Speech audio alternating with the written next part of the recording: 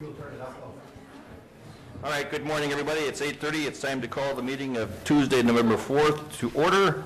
Our first item of the agenda is to approve the agenda. So moved. We have a motion and a second. Any further discussion? I think there's some addendums too. Oh, with an addendum, yes, with one addition. Do I have the addition? To appoint two commissioners to the canvassing board. Okay, all right. We will add that as well. Okay, with the additions, we have a motion and a second. Any further discussion? None, all in favor signify by saying aye. Aye. Opposed, the same. Motion carried. Moving on to citizens to be heard. Do we have any citizens in the office or in the audience today who wish to be heard? Any citizens who wish to be heard? Third and final call. All right, very good. We'll move on. Next is the approval of the payment of bills and vouchers. So moved. Recognition. Oh, I'm sorry. What everybody's here for, I just skipped over. Wow, isn't that nice? I think I'm trying to get this over today. Let's move that to the end, make them stay till the end. Yeah, okay. Well, we have several longevity awards today, and the first one that we want to give out is to Lieutenant Steve Todd. Steve? Good morning. Good morning. Steve, this is presented in grateful recognition of 15 years of outstanding and dedicated service to Clay County and its citizens. Thank you very much.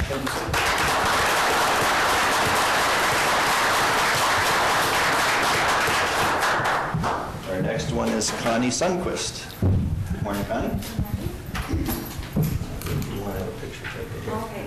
So this is presented in grateful recognition of 20 years of outstanding and dedicated service to Clay County and its citizens.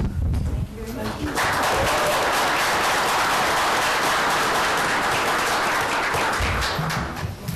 And Sarah Russell, did I pronounce that right? Russell. Russell? Okay. Good morning, Sarah. Presented in grateful recognition of 20 years of outstanding and dedicated service to Clay County and its citizens. Thank you. Congratulations.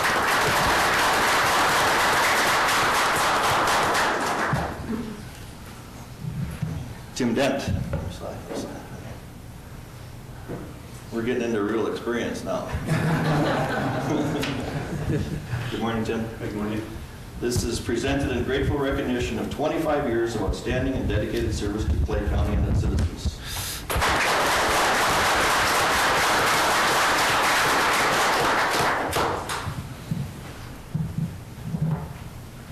And Diane Cluck. Good morning. This is presented in grateful recognition of 30 years of outstanding and dedicated to service. They come. Thank you.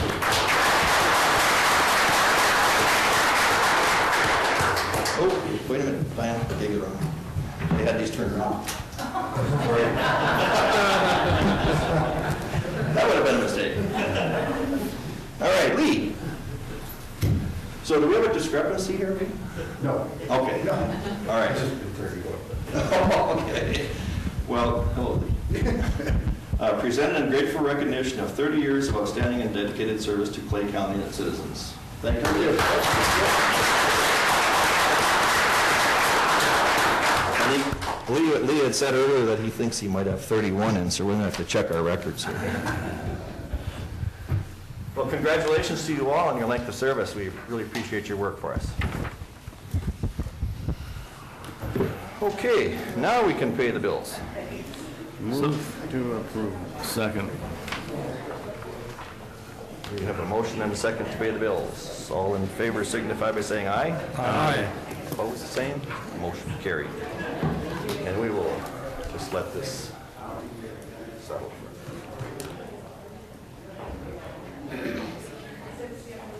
We haven't done the minutes yet. No. Okay. Van Fluff disappeared. Okay, our next item is to the approval of the minutes from October 21st and 28th. So move. Second.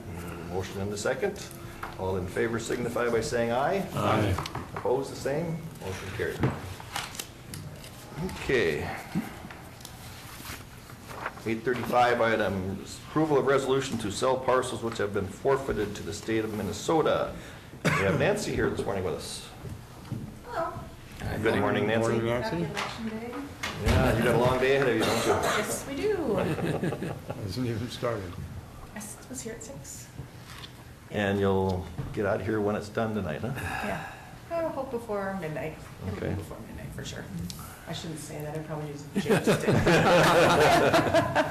Okay, Nancy, what have you got for us today? List of tax forfeit properties. These are forfeited to the state of Minnesota. And I just need your approval to move on to the next step of the process. Mr. Chair, Yes. I so move what Nancy is asking us to do this morning. Okay, do we have a motion to approve the list? Is there a second? Second. Any further discussion? All in favor signify by saying aye. Aye. Opposed, the same. Motion carried. Thank you, Nancy. Yep, thank you, guys.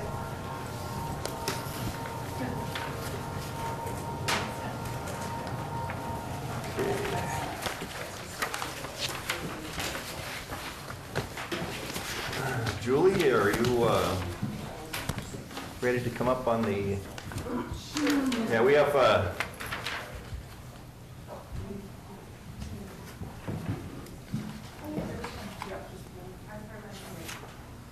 I think, do we have to wait till 8:40? Huh? Okay, there might still be some bids coming in, okay.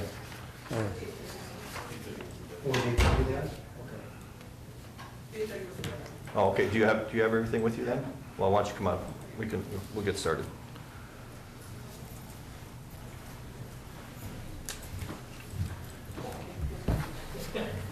Good morning. Good morning. Oh, Steve. Well, we stopped by the auditor's office. Looks like we have one bid. Bid. One bid. So, That's better than none. It looks like a big one, though. yeah, Did they send food too? maybe our sample menu died. I don't know. Here. I don't know.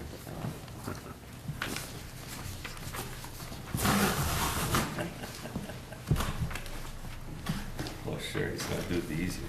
It's a bold. Okay. Two books. All right. Good.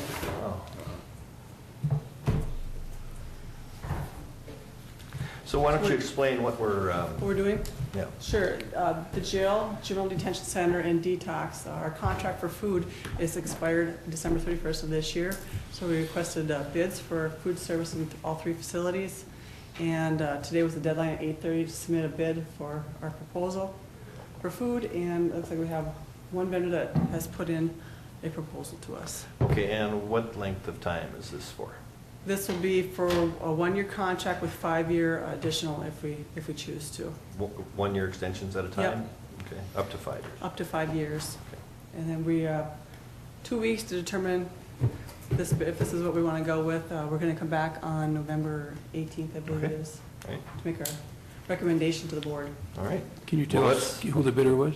Aviance is the one who put in for it, and that is our current vendor. Well, why don't we see what they have? All right? Do I have enough? You guys want? Feel You free just to want, dive do you in. want to, do you have it broken down where they can just give us the meal price bid or what? They should have it in here, yes.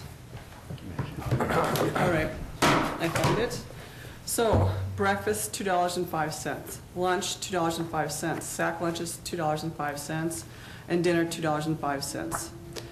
For requisition items, it's no more than 10% over the food service provider's cost of said items. Okay, and, It's currently less than what we're paying. okay, all right. So then you were kind of anticipating that? Or didn't you? I was hoping for that. Okay, Yes. all right. Okay, so what were we paying on a price per I meal? believe it was $2.14. Okay. All right. Well, very good. All right, so you'll come back to it, you'll look through it, make sure Yes, it's all, yes, we need to, check some points in there and make sure Mhm. everything's what we needed. okay? Where is this food prepared?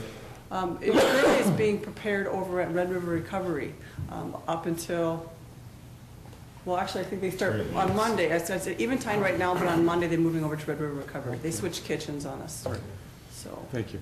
And then you might want to have Jenny review that too, just to make course. sure before it comes to us. Jenny, is that right? Okay. Actually, we'll just give her another copies. Okay. Thank you. Well, thank you. So there's no action today. We'll do No. that in 2 weeks or next week? 2 weeks, next week's a holiday. Oh, okay. All right, very good. Thank you. We're meeting on Wednesday, though, next week. Are we? Yeah. Yeah, we're meeting here, so if you want to, I think we'll just keep it on, so that will give Jason time to actually look at it. Just Okay. one more time. Very That's all good. right. if that meets your time frame, that's fine. I think I'm next. Yes, you're right up again, so you might as well Okay. hang around. All right. Okay, our next item is the request to upgrade existing security equipment in jail and courthouse. Yes. The jail has had this request on the capital improvement for at least 5 years now. We've had it in our budget requests for at least 3 of those years. What we have is a computer system that was put in the late 1990s. This computer system operates the doors, cameras, intercoms with the jail. It also operates court security's computer equipment over here. It's way past its prime. It needs to be replaced. So what we're requesting is that we go ahead and do the upgrade to this computer system. And what it includes is 2 new computers for both the jail and the courthouse, new touchscreen monitors, and then the main computer for downstairs. It is strictly an upgrade. It's not replacing the whole system. We still have a lot of contact equipment downstairs that still operates. This will just be a new computer system that will be much more functional. Have you run this by with Tim down to see? Yes, we have talked to Tim. He's come over. He understands what we're doing. John? Just wondering how we've got half the money approximately in the account. How do we plan on funding the rest of it? Would we just pay it out of the account and then reimburse, let it grow in the years to come? Brian? Yes, Mr. Chair and Commissioner Everett, that is exactly what we thought would happen. Twice now, this has been in their budget proposals, and we've talked about it at budget time, and I know she'd asked for the full amount here a year or 2 ago, and we said that we would amortize it over the next 5 years, I think is what we were looking at. So she will pay the down payment, and we've talked to Lori about that, and we'll pay it out of the internal service fund and then being reimbursed for it.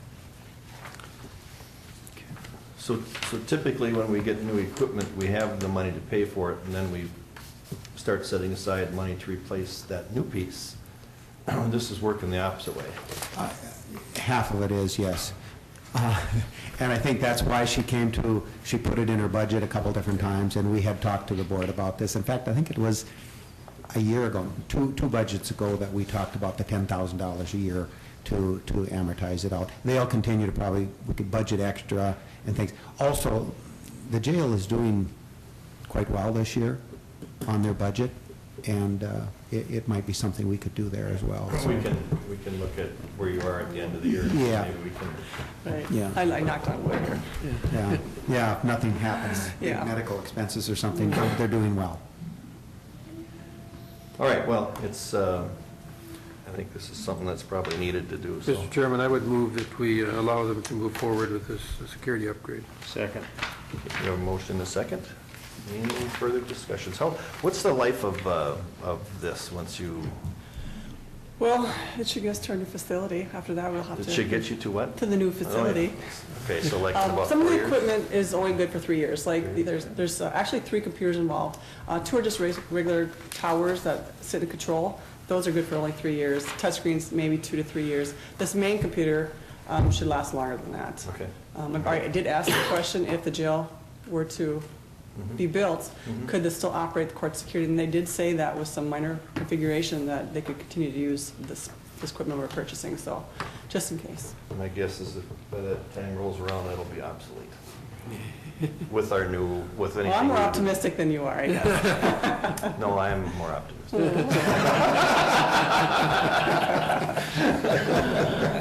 We have the braille list there. All right, Julie, thank you. All right, thank you. Mr. Chair? Yes. We haven't voted yet. Okay, so we did not vote. So all in favor of the motion signify by saying aye. Aye. Opposed, the same. Motion carried. All right, Stephen.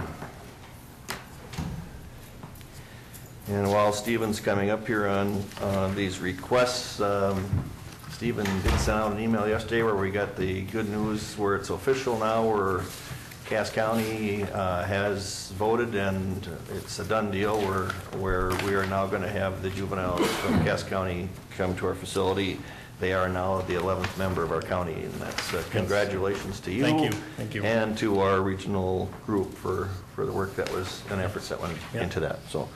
So with that, now we need to support that Yes. change, so. We have a couple of requests before you today. The first request I'd like to talk about would be with the additional youth coming from Fargo, we would be looking to add an additional 4 full-time staff.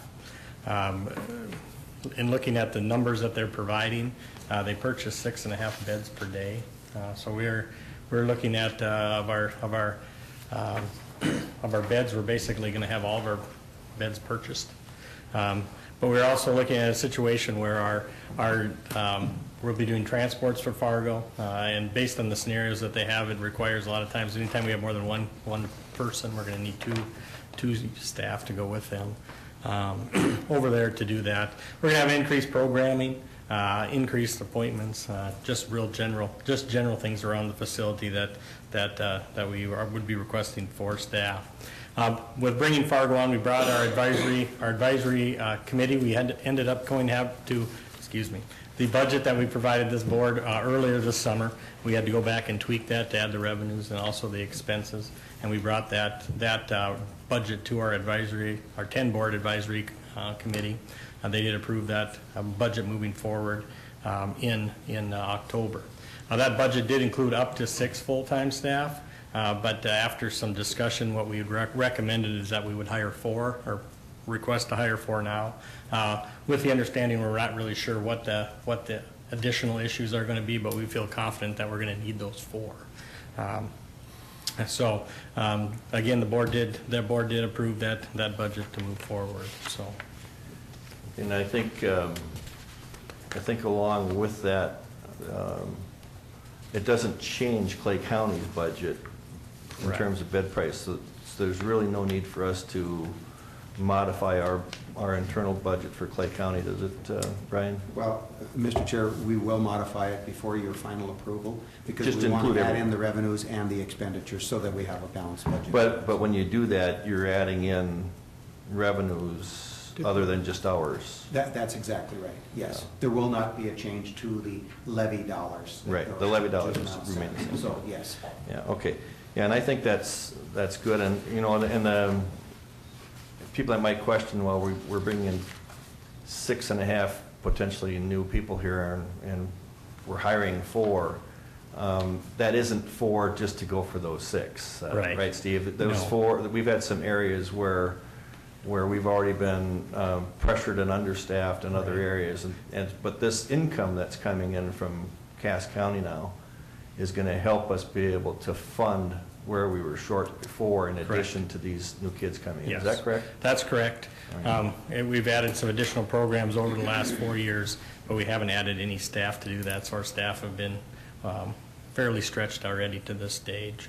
The other great point about this collaboration is it allows us to establish a capital improvement fund in addition to our day-to-day operation issues of about $81,000 every year is going to go away to deal with infrastructure issues in our facility. So we're very excited about that.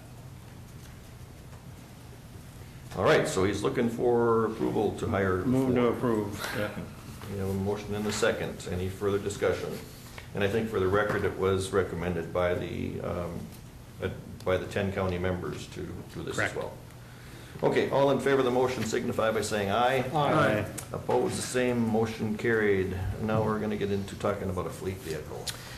With the additional transportations that we're going to be looking at, the average stay of a Fargo youth is about six days, or just under 6 days.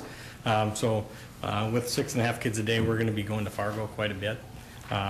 We also want to be able to make sure that we maintain our ability to transport for our existing 10 counties, so with bringing Fargo on, they don't see the services decrease on their end.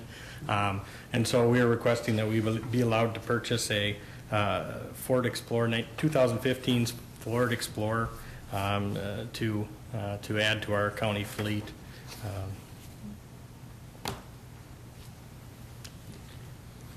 Is that preferable over a van? What we'd be requesting is we do, I mean, the challenge that we have is our policies are that we transport unless there's a no travel advisory.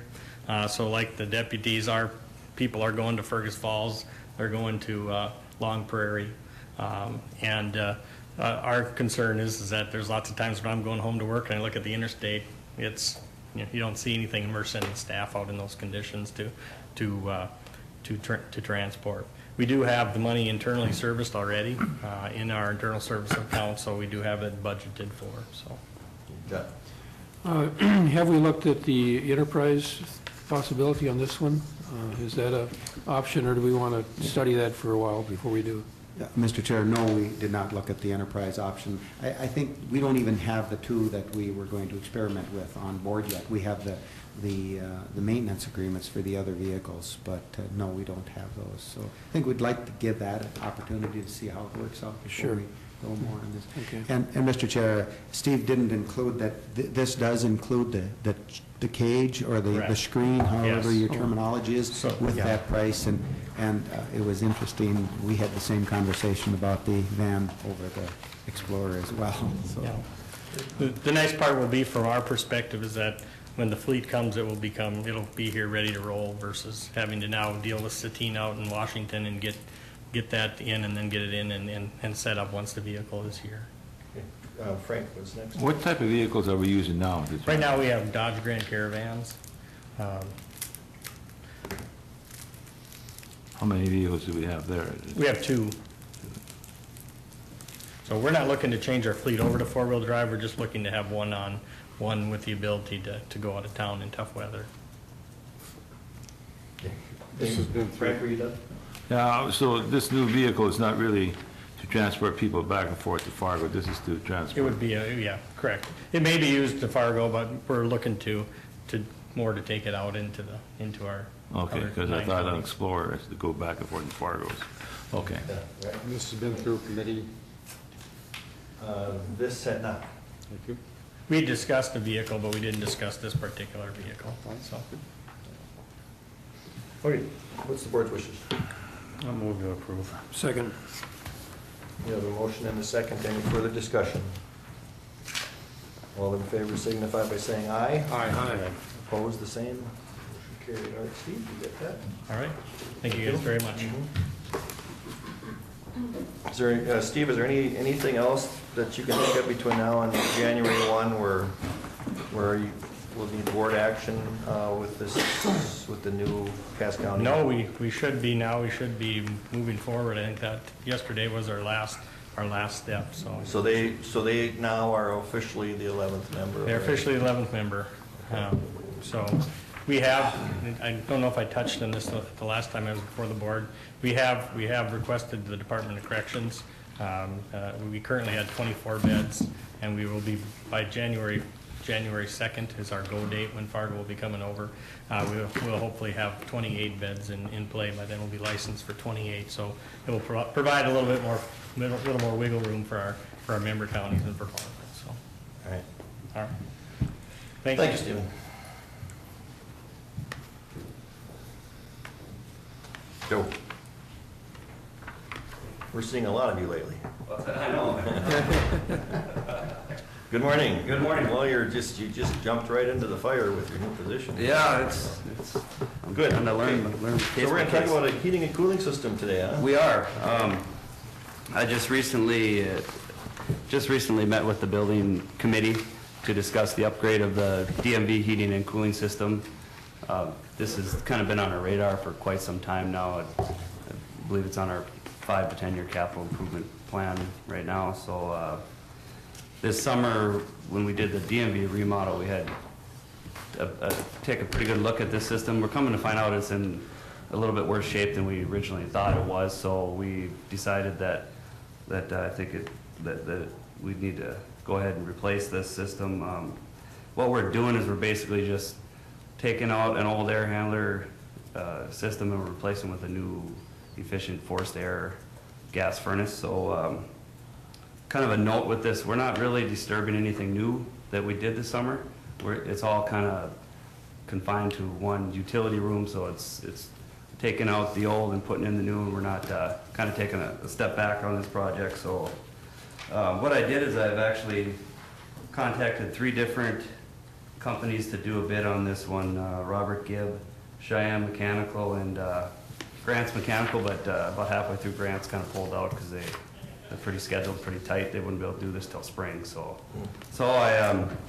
I'm left with Robert Gibb and Cheyenne Mechanical, and they're 2 very good companies here. Robert Gibb came in at $17,737, and Cheyenne Mechanical came in at $19,500. I guess myself, I'm really comfortable working with Robert Gibb over there. Mark Savageau's the guy I'm working with. He's got a pretty good handle on this situation, so I would be comfortable working with them and recommending that we move forward with this project. Mr. Chair, this was through committee, and Joel had a good presentation, and Robert Gibb was what he talked about, and we got the other bid. Robert Gibb was a couple $1,000s less, and I move approval. Okay, we have a motion to approve. Is there a second? Second. Okay, we have a second, and this money is coming from where?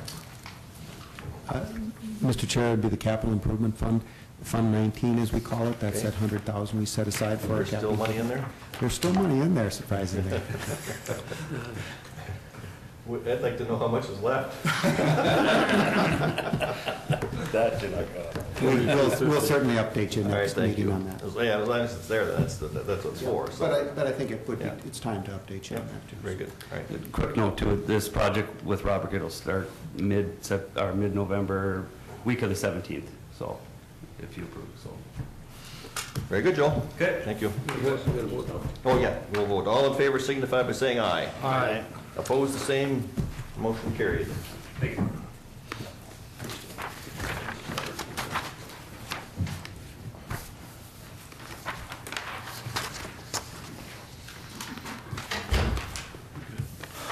Okay, the sheriff's not here. Oh, we're away. We're 20 minutes in. ahead, yeah. We've just been flying by. Let's take this addition here. Get that done. The county board appoint 2 commissioners for the canvassing board on Friday, November 7th. Do we have the 2? It would be, looks like it's Frank and Wayne. It certainly can't be John and I, so you'll set to do that then at 10:30. Okay, so you want to make a motion?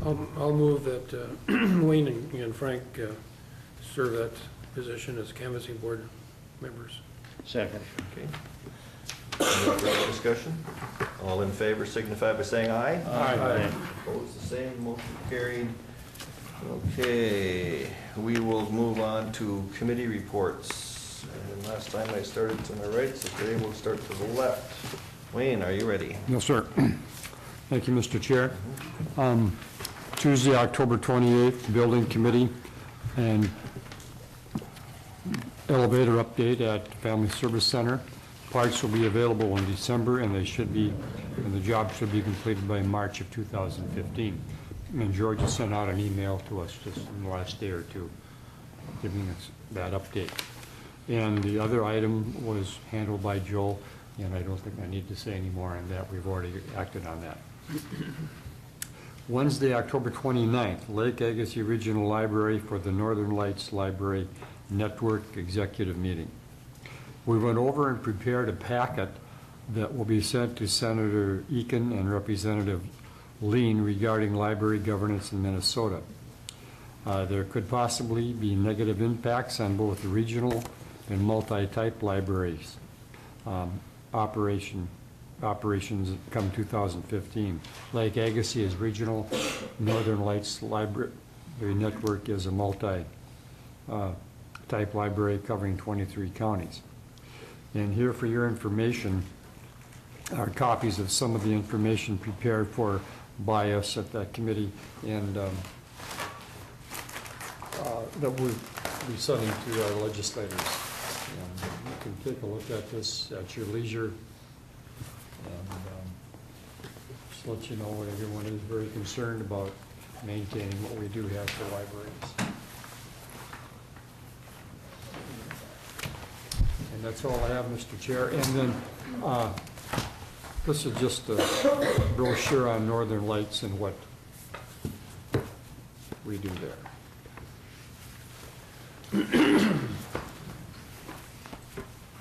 All right, thank you. Wayne? Frank? One question. Okay. What is it that's, legislation is needed? What is it that's of concern? Funding, Oh, the funding, state funding? yes. Is that decreased again? Is that? There's been some talk in committee meetings that some people are looking at it, legislature to maybe cut back on some funding. Okay. And my personal opinion is that I don't think that's going to happen. However, I don't think we can sit idly on the sidelines and not Okay, thank you. make a presentation. Thank you. That's all I have, Mr. Chair. Okay, thank you. Frank? Tuesday, I was at the building committee, which Wayne has already reported on. Also Tuesday night, I went to KLJ, gave a presentation on the underpass study for Moorhead. They were primarily looking at 11th Street right now, and it was very interesting to see all the things that, it's not just a matter of doing an underpass, it's a matter of the roads leading up to it, you know, how it's going to affect Moorhead State, you know, or Minnesota State University Moorhead, you know, being that's a one-way going by that, does that become a two-way or whatever, you know, it was just interesting to see how many different things it affects. It's not just doing an underpass, you know, and they gave a good presentation, and they gave a good projection of how many trains that they're expecting in around 20 years from now. It's not just the 80 trains that we see now, you know, we're looking at 110, 120 trains daily, you know, so there's a really, it was interesting presentation that they gave, you know. So, Friday, I went to a District 4 AMC meeting down at Breckenridge. A few of us attended there. Brian gave a short presentation on what Clay County has done, a long presentation. Hey. No, it's just interesting to see all the counties down there. There's 11 counties in our district, and it's just how they're all involved in different stuff, you know, what each one's working on. Some are working on jails, and some are working on this, and the presentations were really interesting by each county, and just to see what's going on in the district. Okay. Good meeting. Okay. Does that conclude yours? Yeah. All right. Grant? I just had the Association of Minnesota Counties District 4 meeting also. I thought it was a good meeting, and a lot of information provided by AMC staff, and interesting reports by the other counties. So that was it for me. I guess one I was going to add, they and what the levies are for each county too, you know. We're doing pretty good, I think, as far as levies, you know, as projections, you know. I mean, there's some counties that got 0, and there's even a couple with a minus, but there's some up there 11% and 10%. And I think we're sitting pretty good. Mm-hmm. I would agree. John? Okay, I too attended just 2 meetings this week. One was the underpass meeting that Frank already talked about, and it's really interesting, I think, to look at what all the things that you have to do prior to deciding on a location. They have to reroute 10 and 75 to make sure that this underpass would be at if we're going to go to 11th Street, to make sure that it's on state roads. The other sites, 14th, for instance, doesn't have a state road or, you know, there right now, so there'd be no state funding. Things like that are really interesting to see how the maneuvering has to be done in order to make sure we have the best possibility of raising the funds needed. And nobody denies that we need this and need it soon, because the train traffic is going to get a lot worse. I also attended the District 4 meeting, and there was a lot of discussion about a lot of issues in common, but there's you know, a number of counties have already built their jail, and many have overbuilt their jails, and there's a lot of concerns about.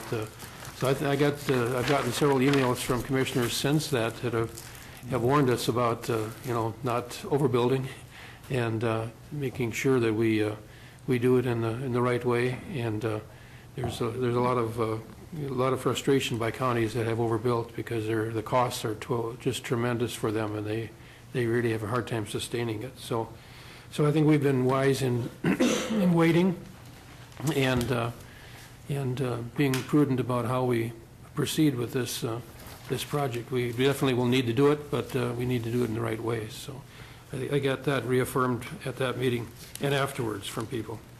That's all. All right, thank you. I had no meetings last week to report on. Brian, do you want to do yours now as well? Sure. Thank you, Mr. Chair.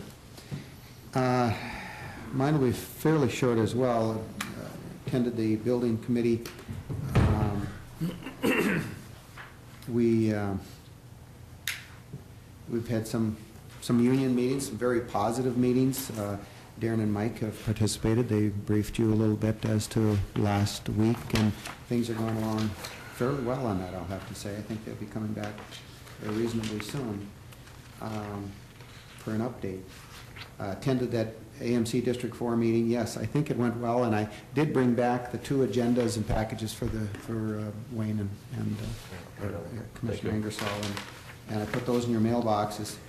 And yeah, it was good. It was good to sit and listen to what's going on and the collaboration that's taking place. And frankly, I had a good discussion with the Becker County administrator afterwards, and we talked about some things there. They're still haven't filled some of their departments, and we're going to talk a little more about collaboration there as well. So hopefully, once I talk to Rhonda and things, we can bring you up to date on that, or get a couple of you in the loop on that. So we'll see where that goes. So we had a very good discussion. Attended that defensive driving. We hosted a defensive driving course here on Monday, and about 50 of our employees attended. It's sponsored by MCIT. So I was kind of thinking that maybe Commissioner Whalen would come in and join me on that. I figured we needed some defensive driving techniques. So.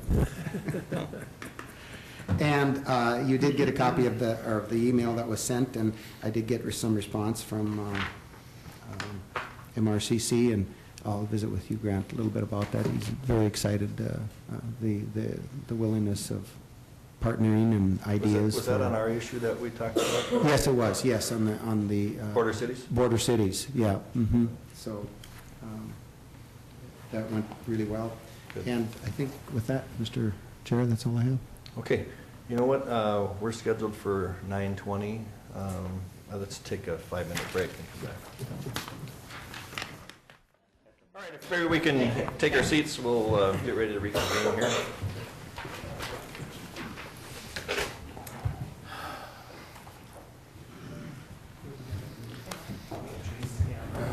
Okay. Good morning. Okay, I'll see what my schedule is like. Good back there? Okay, all right. Okay, we are set to move on with our 9:20 item, which is an approval to assign one full-time deputy sheriff to serve as a school resource officer in the Dilworth-Felton School District. And we have with us today Sheriff Berquist and Chief Deputy Matt Zero. If you guys want, I can kind of just give you a little background at how this all came together. It was probably, I don't know how many, 4 or 5 years ago, when it would be the 3 chiefs ago in Dilworth and the previous superintendent in DGF that got a hold of us and were looking at the possibilities of school resource officer. At that point, they were going to try to go ahead and probably get either a Dilworth officer or a Glendon officer to do it. They worked on it for a while, and it never seemed to get very far.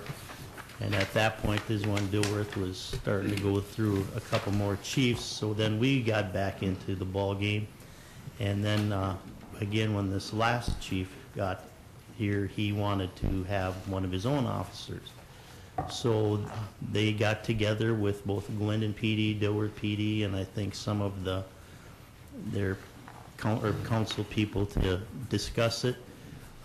Basically, after the discussion, there were some issues with having other officers in their town, and so it was kind of what they voted on as both councils, that they would support anyway, even if it included being a Clay County deputy in the schools. So that's kind of where we got to, and we've been in contact with the superintendent, and Matt has most of the information on what they have come up with as far as the pay and issues. And I should recognize Lieutenant Steve Todd here too as well. I didn't bring you up when I introduced the other two. Good morning. Morning. Good. Well, I think I'll start, we came to the board 2 years ago to get this position in Holly Ulen School District. On a personal note, both Lieutenant Todd and I have kids in the Holly School District. Setting up the SRO for those two school districts in Holly and Ulen 2 years ago, we had high hopes of what the position would do for us and the department and the school district and the parents. Well, boy, it really flew well beyond what we expected. That deputy in there, Jeff Lee, if you talk to any of those kids in that school district, including our own, he's like a rock star. And what that really does for us and the sheriff, any other deputy, they have such a good rapport now. They're not scared to go talk to people. It's been a great thing. So moving forward now, DGF is the only school district in the county that doesn't have one. They've wanted an SRO for several years. We told them, we have to go through our growing pains with this one that we have at Holly and Ulen. It's worked very well. They came to us after some issues with both the city of Glendon and Dilworth that they couldn't work out. They were not able to provide an SRO. So they looked to us to fill that. They are so determined to have this that they have agreed to pay for 9 months, the entire school year, and then the county responsibility would be the 3 months, basically, of the year that the SRO is not assigned to school. As far as the cost to start up the program, I did give you an attachment. Really, the startup cost with the equipment is considerably less than expected because we're not going to buy another vehicle. That vehicle that we'd use as a spare, it already has some of the equipment in there. So we're looking at about $13,500 to start for startup equipment costs. Really,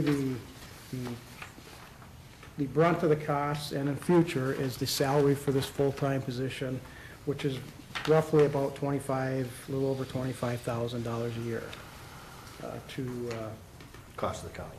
cost the county for those remaining 640 hours of time.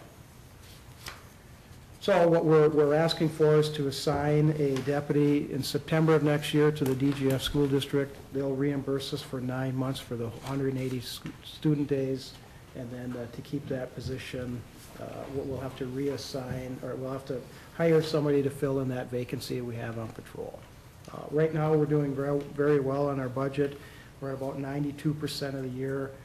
Both the jail's at about 69%, and we're at about 70%. So I'm hoping to actually some of those startup costs to absorb them even this year's budget as we get into December to see how that works out. But I feel very confident we'll have plenty of funds in the budget.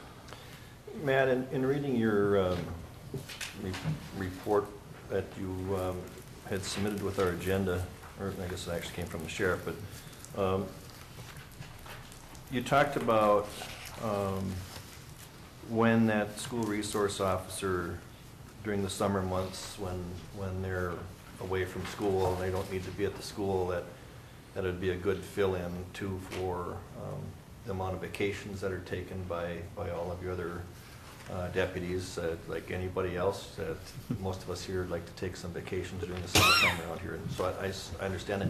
So under the circumstance, had this position not been there to help fill those, do you end up spending extra dollars in the summer covering for vacations? How would you do it how did you do that without this, I guess? Yeah, we do. We spend it that way. There's 2 or 3 weekends in the summer that there's not a community event. It just goes on and on and on. A lot of times we end up posting shifts for overtime because they have parades or they have street dances or whatnot. So even with our SRO now we can absorb some of that by scheduling. If we have a 3 person minimum, and we know there's a street dance at Hit It All, we can assign that extra person, so it alleviates some. So I guess the point that I was trying to make, or the question that I was asking was the 25,000 cost to us for that 640 hours or whatever of the year. Part of that, we might actually see some savings by having that 640 available and not spending in another Sure. area during the summer months too. Am I correct in Correct. that? So even though you're showing it as a full additional cost to the county, by that person being there, you're going to be able to save on overtime, you're going to be able to save in some other areas, Correct. right? Am I Yeah, right in you're my right. logic? And Okay. also too, these SROs, if, like the one we have in Holly, if there the events in Holly, he would probably want to be there anyways, and then it would just be there on a regular wage and not have to cost us overtime. Well, Grant. I was just going to say, so moving forward beyond 2015, you're looking at basically about a quarter of the cost of a deputy then to add this position. Correct. So, I think, this SRO program's been proven both locally and nationally to be a very effective program and important to have in our schools, and so I support it 100%, what you want to do here, so. John. Both Barnesville and Moorhead have police, their local police doing that Yes. role? So all the schools really will be covered now with this. Correct. And DGF is covered currently with their local police, or what? No. There's nobody there this year? Is there a reason why they don't want to start till next? We September? still have deputies in the schools because we still teach DARE in DGF. So Okay. it's just not so much a school resource officer, but that school resource officer then would take over the DARE classes also in DGF. But they don't wish to start until September rather than Well, I now? think we all wish we could start that person soon, but the logistics of hiring a replacement, training, and it really is beneficial to start that SRO right at the beginning of the school year. You have new kids coming in, maybe you have new faculty, and it's a really good start right at the first day of the school year to start that. We have a Deputy Mork that is the DARE officer and spends times in the school, so he will be kind of in there anyways, but just not full-time Sure. like All an right. SRO will. Commissioner Gross. Is the city of Dilworth involved in this at all? I mean, did they agree with this, or do they, are they supposed to be involved, or don't they get involved in this, or? We were told that both city councils approved that they support the SRO, and whether it was a Glidden officer, a Dilworth officer, or a Clay County deputy. There could be some talk with them. We have not spoken to them, but I know the previous administrator had thoughts that Dilworth could possibly help pay some of it. But that was previously, so. Okay, so Dilworth, there wasn't interest, or Dilworth at Linden wasn't interested in hiring another officer to do this then? I wasn't at any of the meetings, but I just, when it came back to us, it was pretty much, the superintendent says it's gonna be a deputy. Very good. Wayne. You good? I'll move to approve their request. We have a motion and a second on the request. Any further discussion? If not, all in favor signify by saying aye. Aye. Opposed, the same. And the motion carried, so you can set that into works, and it's going to be good for DGF. Thank you very much. Yep. Kevin, I have to have you sign this All one. right.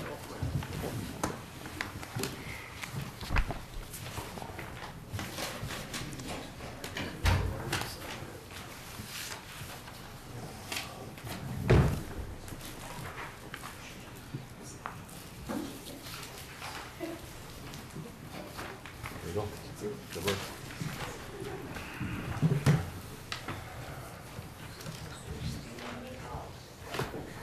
All right, our next item is the 835 item, Clay County Tobacco-Free Policy. Public Health Administrator Kathy McKay and Keely Airy.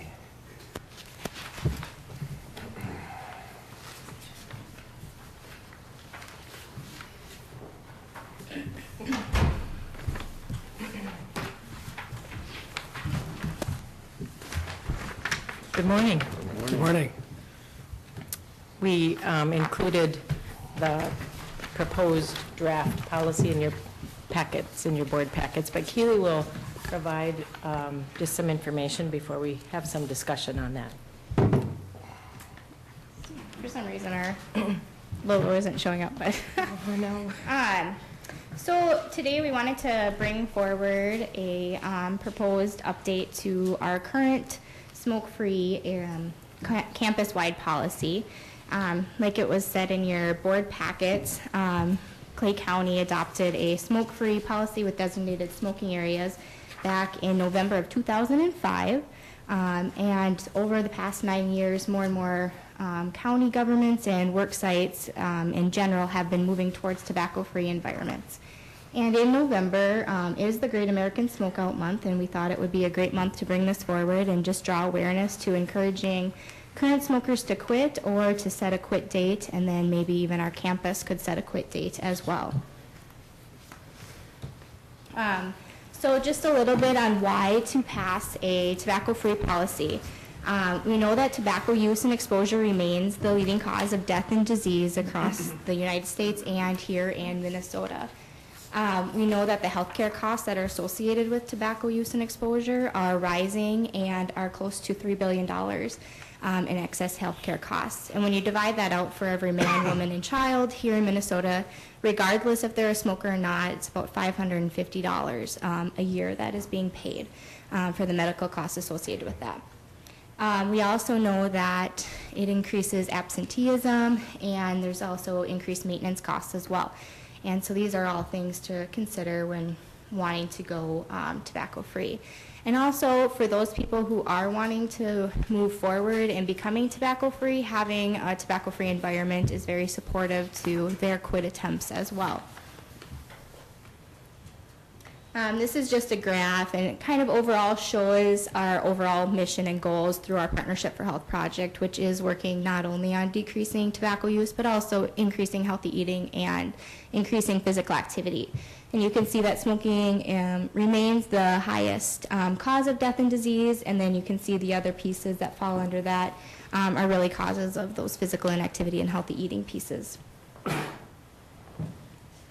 So just the overall process of going tobacco-free, the Wellness Committee, so Clay County became a worksite collaborative partner back in 2013 with about 13 other work sites across the 4 counties that we work in, Clay, Becker, Otter Tail, and Wilkin. And so they set out to make this a Wellness Committee goal of passing a tobacco-free policy for our campus. And we gathered some support from that committee and obviously through our public health department as well, and drafted a policy. And that policy, like Kathy said, is included in your packets today. And then the next step is obtaining approval, which is what we're here to do today, and then kind of announcing that policy. And a thought is, to bring awareness once again to quitting and things like that. March 18th marks Kick Butts Day, and so thought that would be a good day to implement the new policy. So we have a number of model tobacco-free policies that we use, whether or not we're working with college campuses, with some of our human service organizations, and then also with work sites. And so being able to take all of these policies and mold it into one policy that we thought would be the most beneficial and overall comprehensive for here at our campus is what we provided to you guys. So who else is working on updating policies here in Minnesota? So a number of counties across Minnesota have already adopted and became tobacco-free. There's about 16 counties here in Minnesota that we know of, and those are just people that report that they have moved to be tobacco-free. So some of those include like Hennepin County, which is a large county, Otter Tail County and Pope County, which are some of our closer neighbors, and then Candy, Ohio, I just put in there as well. And some even include fairgrounds in their policy. And so Candy, Ohio is one of those examples that does include the county fairgrounds in their tobacco-free policy as well. And then just looking at other local work sites that are going tobacco-free or have been tobacco-free for some time. And so those are like our hospitals and our clinics, here and across the border in Fargo. And then Concordia and MSUM both have tobacco-free campuses as well. And just Lakes Country Service Cooperative, our insurance provider, just adopted a tobacco-free policy of January of this year. And a number of our work sites are working towards it as well that are also in the collaborative. So looking at what should all be included in a tobacco-free policy, you want to be able to, show the strength by prohibiting all uses of tobacco. So that's not just the cigarettes, that's chew and other form of dissolvable tobacco products. And then including e-cigarettes as well. And I'll talk a little bit more about that in the next slide. So this would be applied to all county buildings, grounds, and vehicles. And then also making sure that the enforcement protocols are included in that policy just to make it a strong policy. And those would just follow the regular enforcement policies that we would have for anything else like dress code or time or anything that people would be gone for. And then making sure to promote cessation so that people know where to go and that we can provide that supportive environment for people who do want to quit. So just a little plug on e-cigarettes or electronic cigarettes. Up in the upper left-hand corner is kind of the older style of electronic cigarettes, and they've morphed into more of the pen-like structure, and then they get to be, you could put all those bedazzlements on there and make it look like a Hello Kitty one. And from our public health perspective and message is that electronic cigarettes are not FDA regulated, so we really do not know what's inside of them. They haven't been proven to be an effective cessation tool or been proven to be a safe alternative to smoking. And when we start to see the flavorings that you can pour in with the e-juices, so those can come in cotton candy, bacon, regular tobacco flavor, menthols, anything like that. And then we also start to see the bedazzled electronic cigarettes and then the marketing for them. I don't always vape, but when I do, I choose Vapor Shark, signed Chris Kringle, which is to us, does scream that youth access piece of it. So one step forward that even the city of Moorhead has taken locally is to include e-cigarettes into their clean indoor air ordinance, their local one, which is something that the county can also look at doing. And under the state law right now, county buildings are included in the state law, and so just including them in the policy is just to make it comprehensive, even though we are already under the state law. But we can move further and do something more locally. So just the process, it would be communicating the policy. So we want to make sure that we promote that the policy would be going into effect, choose an implementation or a launch date, announce it, and then just keep those announcements and communications moving forward throughout the time. Maybe some ideas for that would be to train the supervisors or managers at their standing meetings or department meetings. And then also, if there is maybe a point person that could help be that person to go to answer questions. And I'm more than happy to serve as that person if this does move forward. So just some of the things that we have to offer is we do have templates for supervisor communication, a Q&A fact sheet that could be given to department heads and managers. And then also just some other things that can go out through employee newsletters or through Brian or through HR or anything like that. So these are just some of the other things that could be included. So we do have free signage that we have available through our Partnership for Health program that we provide to any work site that would be moving towards a tobacco-free environment. And we have larger ones that are like 11 by 17, and we have smaller ones that could be stuck on doors or buildings. And then looking at making sure that employee handbooks and orientation materials are updated with the new information. Anything that we could put into like mailbox stuffers, we could put information at front desks, places where the public would visit often, and then employees would also see it. We have the positive messaging posters that could be provided throughout the county as well that show the benefits of quitting. And then also, maybe a staff meeting in the different departments or a brown bag seminar. So talking about enforcement, it's more of a culture change. We want to change our culture. We want to change the culture of our environments to be more supportive to those who want to quit, and then just be a place where the people who come to visit us, that we're looking like a healthy place for people to visit and for people to work. And we just want it to be the way we do things. And so just making sure we continue to educate about the policy, continue to communicate, just making sure that it becomes that norm for people who visit and the people who do work here. And then just remembering back why we made the policy, for the health, for the costs, and things like that, that are all affecting the people in our communities. And knowing that there's not always going to be 100% compliance, we don't have 100% compliance right now with our policy, but if we do move forward, the designated areas are a little bit harder for people to realize where those are. But if we do have a completely tobacco-free environment, then we can just boldly say we're tobacco-free, so we aren't going to allow that here. Just remember next time you come. And then most employees will abide by it. And looking at the disciplinary action, which would just follow any other disciplinary action that we would have here for any other policy offense that any employee would have. And then just promoting cessation. So we highly promote the QUIT plan here in Minnesota, and that's the free QUIT plan that's available to people. And they do have free starter kits available. And then for people who are uninsured or underinsured, they would receive 4 weeks of NRT. And then also looking at our health plans and what they do have to offer, and maybe promoting those to employees as well. And we have free materials from the QUIT plan that we can share with employees or with the public as well.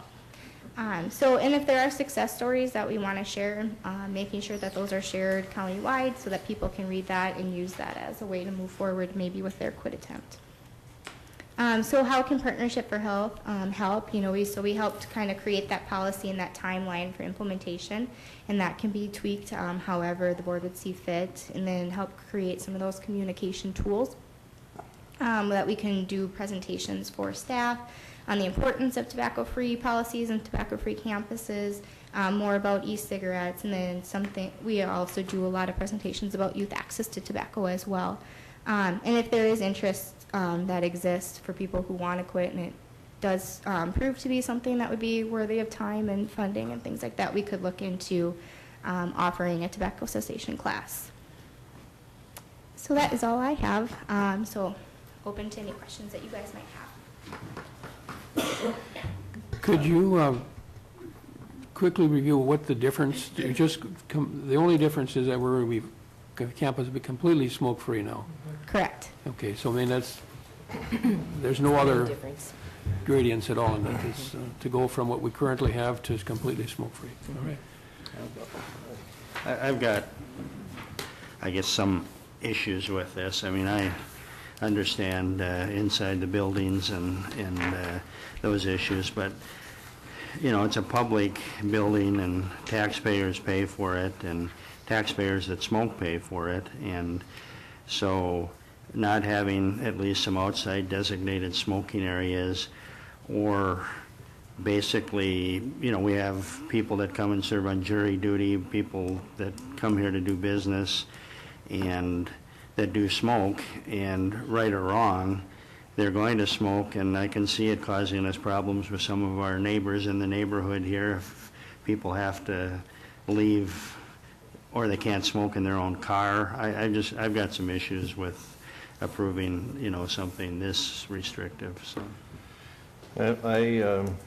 I agree with Commissioner Wayland. When I was reading through this, and again, I'm one of the happiest people there is that we can go into restaurants and bars right now and have smoke-free. I just, and I'm a former smoker myself, and I am so glad that I don't have to put up with that stuff in those locations. And I'm glad that I don't have to put up with it in this building. Mm-hmm. But when it comes to being outside, and just recently, if you look over on the Fargo side, there was some efforts to do the parks and the golf courses. And I think what happened is that in thinking through the whole thing, there became a lot more people with concerns about banning smoking in open air spaces. And if you're close to kids, I'm perfectly fine with that as well. But like Grant said, one of the very first things that I thought of here was we sometimes ask our citizens to come into this facility and get paid, was it $15 a day to serve on a jury? And that jury can go for a number of hours or can go for a number of days. And those jurors may be smokers. And those jurors on a break might want to be able to go have a cigarette someplace. And they maybe don't want to quit. Unfortunately, I've got some friends, family members of mine who don't want to quit, and I wish they would quit. But so they want to have a place to smoke. And in terms of polluting the air of others, I haven't seen anybody be able to tell me that when they're smoking outside, that is the same, has any kind of impacts like it can inside, where you get I'm referring to secondhand smoke. So, as far as the e-cigarette deal, I don't know. I can live with that in the policy in our facilities as well. Even though you said it's not regulated, so there's nothing that says it's good. There's also nothing that says it's bad, but typically I would like to have us come up with something that says it's bad before we regulate it and restrict it. But anyway, I would hope that this is the first attempt here at this policy here, and I would hope that we can have a little bit more dialogue before we pass this, and let's get through some of these issues on how we would handle some of these things. And we could be doing this, and I don't know, do you have any idea what percentage of our county employees on campus smoke? Do you have any? Small percentage. I took an informal poll. Okay, so what is that? Is it 10%, 20%? Probably 20 employees on this campus right now. Okay, so what do we do with them? Well, And, we're not any different than any other Right. establishment that would have gone to smoke-free or tobacco-free on their grounds, and it would just be able to be having them know what the policy is, and then having them abide by what that would be. But my point being is if they go outside and do this, who are they harming? Well, for us, and for just general reference, we do have tobacco-free parks in Moorhead and Dilworth as well. So that is something that we're doing on the side of the river as well. And from our perspective, it's like we do have a lot, at least in our building over on the Family Service Center side, we do have a lot of kids that enter that building. And when we But we're talking people about kids standing- now, that's Yep. different. Well, yeah, but I'm just saying, when we have people standing outside and smoking and seeing that, that's something that we're trying to establish as not the norm or renormalizing that behavior, so that they're not seeing that as often, which is one of the policy pieces with the Then we should restaurant be too. spending a lot of money to try to illegalize the product. And and Yeah. it's, and that's, one reason. I know Frank's had his hand up first, so we'll go to Frank. No, I was just wondering where is this policy enforcement, you put down an example of first violation, second violation. I mean, say we would approve this today, is that no longer an example, or is that what's going to happen? I mean, if someone gets caught smoking, you get a verbal notice, this becomes official, as this is what's going to happen to you? that's following the example of the county policy with violation. So it doesn't have to be, it can be changed. This is Well, I just the realize- I example of realize the that. county policy. I'm just looking at it, if I come driving up here with a cigarette in my mouth when I was at park, and someone reports me, whether I'm an employee or whatever the case may be, I don't know, it's just, I was just wondering if that becomes the policy then. Is that official, that's what's going to be? That's just optional, that's up for discussion. Okay, so this wouldn't be the actual, This is a draft. This is a draft, yep. Okay, So okay. things can be changed in this policy. We just provided the draft of a Okay. comprehensive The policy. next question I had is, on that graph, you showed smoking as being the most, that we're really going after smokers now with a policy. Number 2 was high blood pressure. Are we doing anything in there, or just smoking is the thing we're working on right now, huh? Yep, well, for this board meeting, we have a number of initiatives that are going on right now throughout the 4 counties that we work in that are trying to increase healthy eating and increase physical activity, and so those are helping to decrease some of those rates of high blood pressures and things. Right. But on the second policy, the high blood pressure, there's no penalty for doing some of that stuff then? No. Just the smoking thing, okay. All right. Commissioner Ingersoll. Yes, sir. Thank you, Mr. Chair. Frank, I don't think Clay County is going to have smoking Nazis out, making sure people aren't putting their cigarettes out before they get in. Are you looking for action? We do have a non-smoking policy now, right? With designated areas. With designated areas. Are you looking, this says draft, are you looking for action on this today, or what is it you're after? Well, when we did the policy with the designated smoking areas, Okay. we did talk about a comprehensive policy But we- that would be moved to. This is an example and a draft for this board discussion. Oh, this is for discussion then today. For discussion, we certainly would, we'd like the board to consider a stronger policy than what we have, so. Do we still have designated smoking areas now? Yes, we do. Okay. But we wouldn't in the future. There wouldn't be, this policy would be smoke-free, so the designated areas would not be part of this policy. We would be moving to So- smoke-free grounds, not designated areas. Well, wouldn't you say that what works in our bars and restaurants is the fact that, and the reason there aren't as many complaints, and that is the fact that they do offer designated areas to smoke that's just outside their facilities, that's outside? I think for some, and I think that a lot of people now just are using, their own personal properties as where they do smoke, and looking at some of those other ways that we're promoting smoke-free environments, whether it's through multi-unit housing or through tobacco-free environments in parks or other outdoor spaces as well. Okay. John? Well, it's not very often that we disagree completely on things, but I do disagree with your reluctance here. I remember that the arguments you were giving were the very same arguments we heard when we talked about making other facilities smoke-free, when we wanted to restrict smoking in our buildings here. Those are the same arguments we heard then. People have a right to smoke if they want to. I think this is a good policy. I think it'll be a lot easier to enforce than the current policy. I think that we need to look seriously at it. We've come a long ways. My dad was a chain smoker, 2 or 3 packs a day, starting when he was in the Navy, when he got free cigarettes in World War II. And he smoked like that up until the first National Smokeout Day, or whatever it was called. And he quit, cold turkey, to the point where he had a half-used package of cigarettes, and he put that little pin that said, "Thanks for not smoking," in it, and left it on the dash of his pickup, and drove with that for a long time.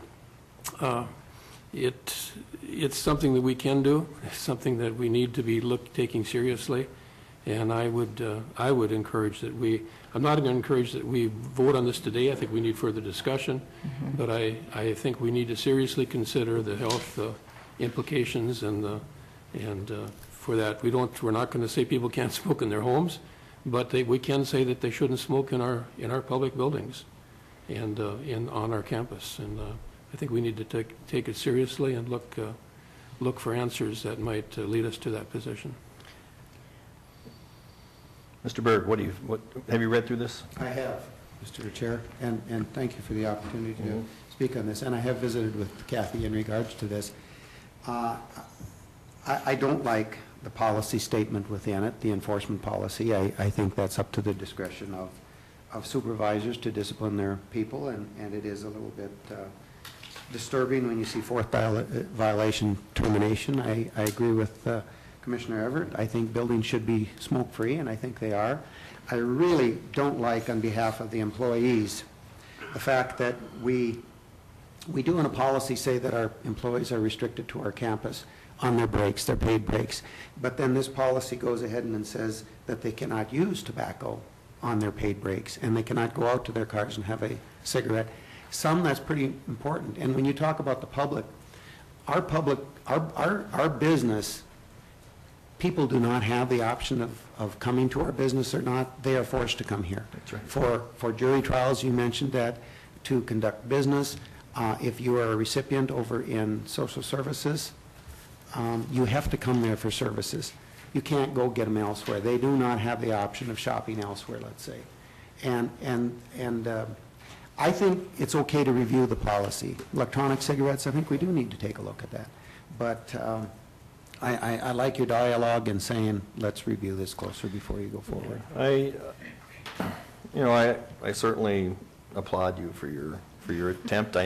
This is extremely important to you. I know that. I've watched you for a long time, and ultimately, if we could put a little wand out and everybody would stop smoking, everything would be perfect, and everybody would be healthier, and healthcare costs would go down, and we understand all that. But in the reality of it is there's people who want to smoke.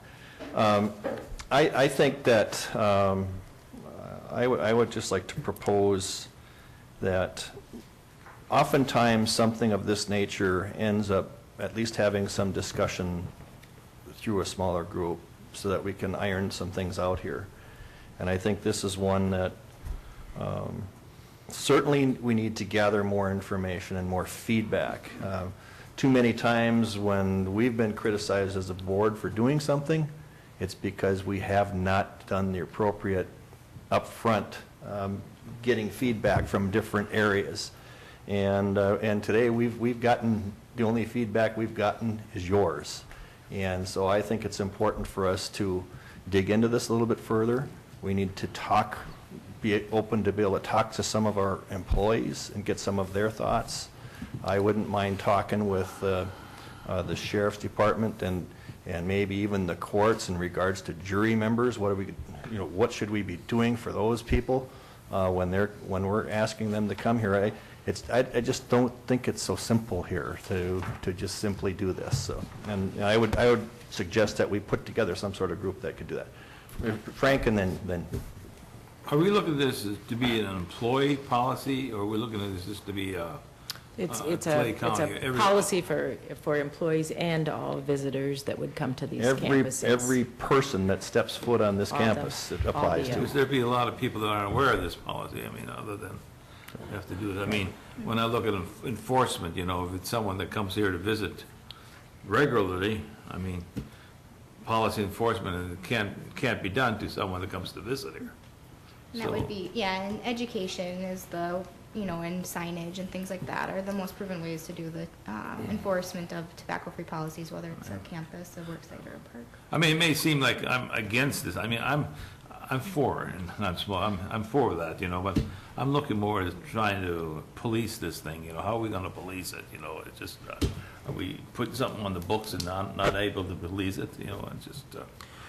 Well, I support it, the concept too, but I just think that, like I said, it's public property. People that do smoke, pay their taxes, and as far as I'm concerned, we shouldn't be telling them that they can't sit in their car and smoke, on this property, or they can't, be outside in a designated area and smoke. And like I say, I see it causing problems if they do, walk across and people start standing in neighborhoods and, smoke. I just, I mean, to me, it's another one of those things, I don't think, government should, I mean, most people recognize smoking's bad for you, but, should we be dictating every step of every move that people make when they come, like was indicated, people come here for jury duty, they have no choice, and now we tell them, you can't sit in your car and have a cigarette, you can't go to a designated area outside and have a cigarette. I don't agree with that, so.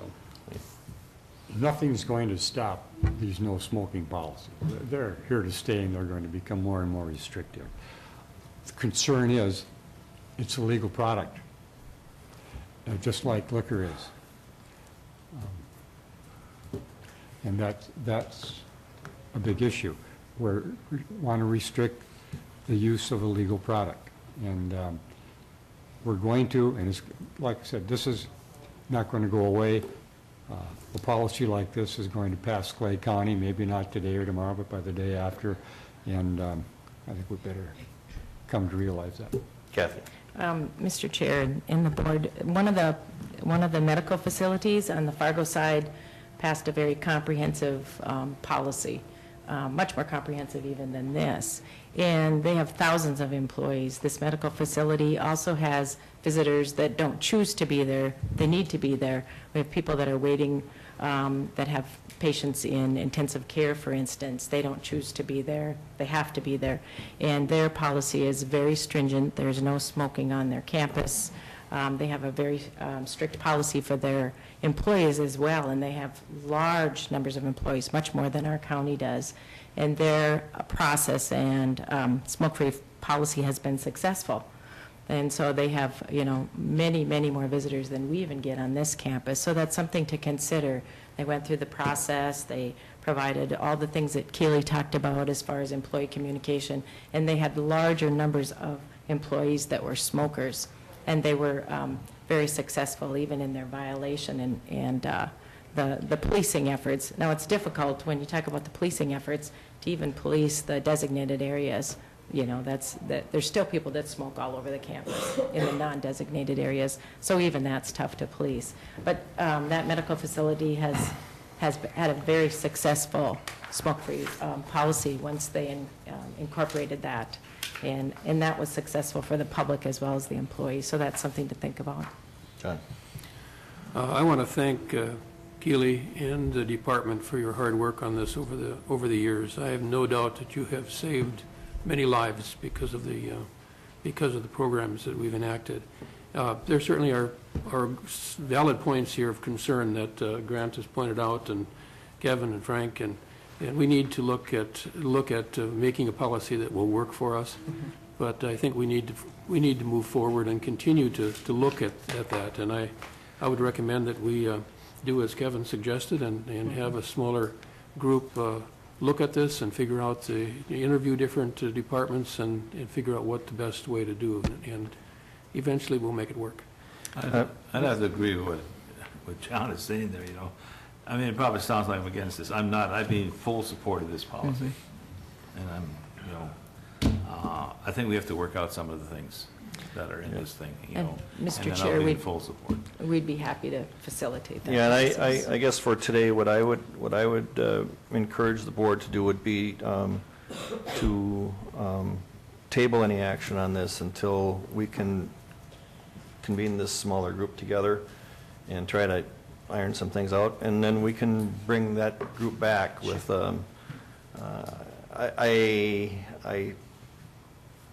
I would strongly believe that the proposed wording that you have within your document will have some changes. Sure. You know, and they're not necessarily going to be changes you're going to disagree with, but just a matter of tweaking them and making sure that we have, I just,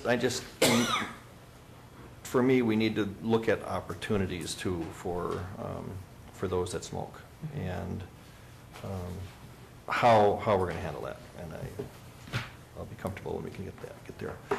Sure, of course. So, would we have a motion to table this? So moved. Mr. Chair, Yes. there's nothing to table. You've got to have a motion on the floor in order to table something. Oh, yeah, all right, okay. Well, it was suggested that we table it, so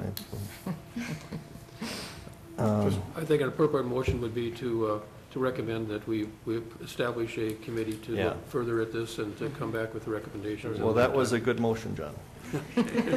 I'll second it. All right, we have a motion and a second, and then who's willing to serve on that committee? I would certainly be happy to do it. Well, I mean, you want to know what the committee is? Okay. All right, all in favor signify by say aye. Aye. Opposed, the same, motion carried. All right, so now we're going to establish a committee. And I think we can maybe have 2 commissioners on this. That'd be I- great. I'm volunteering. I certainly would be on it. Huh? Well, you want. John? Okay, all right. Okay. So, and then I think we should have the 2 of you. Sure. Is that okay? Yep. And Mr. Berg. And I wouldn't mind Darren maybe to be involved with that as well. Is that okay, Darren? Okay, all right. Darren is a member of, we have a wellness committee that also reviewed this in Okay. the county. And, you know, we have a couple of members that did follow the process for So I'm training. stacking this committee with people who have views opposite of mine, so I've got a lot of work to do here. I'll accept Darren being on the committee.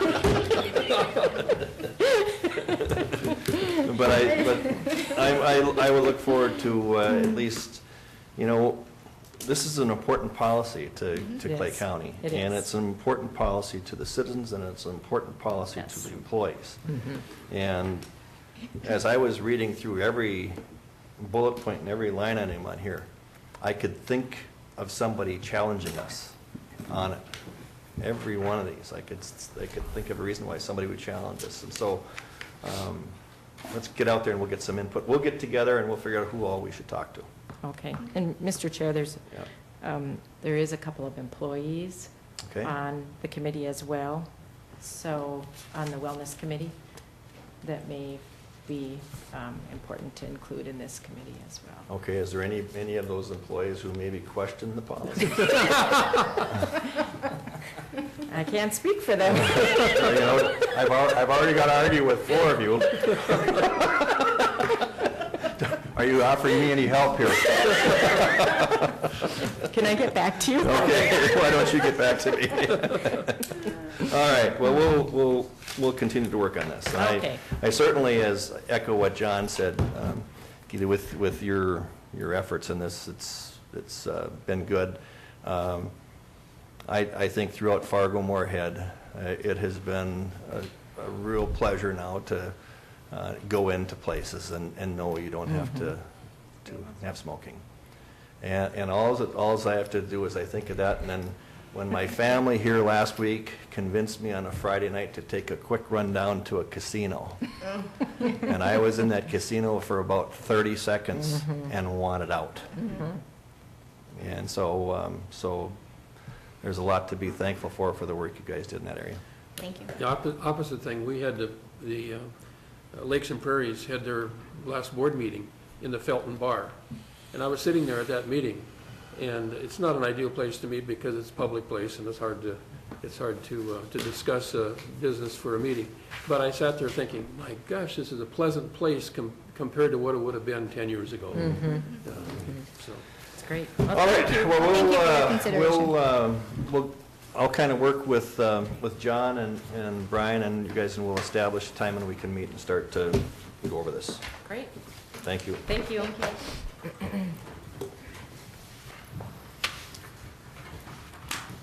All right, let's see, we completed our committee meeting, our committee reports. Except for Brian. Brian, did we get your report? Yes, you did. Yeah, you did. We got his Oh, we did, report. Yeah. Okay. That takes us through everything, and we are just about right on time, so, and we did our agenda addition, so we will be adjourned.